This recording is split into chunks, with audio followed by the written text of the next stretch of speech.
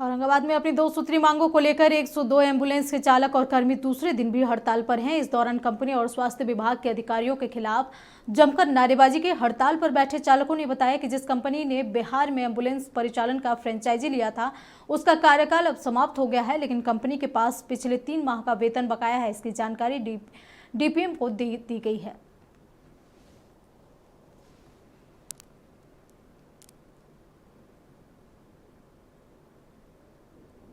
हम लोग का मुख्य कारण है, जो पहले से कंपनी काम कर रही थी वो कंपनी का टेंडर समाप्त हो गया है और उस कंपनी के दरमियान हम लोग का 3 मंथ का वेतन बकाया है।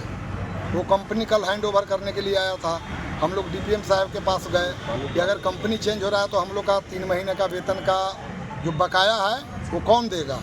तो डीपीएम साहब इस पर कोई ठोस कदम हम लोग के साथ नहीं बात की है, इसलिए हम लोग हड़ताल किए हैं। नई एजेंसी जेन प्लस को यहाँ निविदा हुआ है बिहार में, तो हमने उनको बुला के समझाया भी था।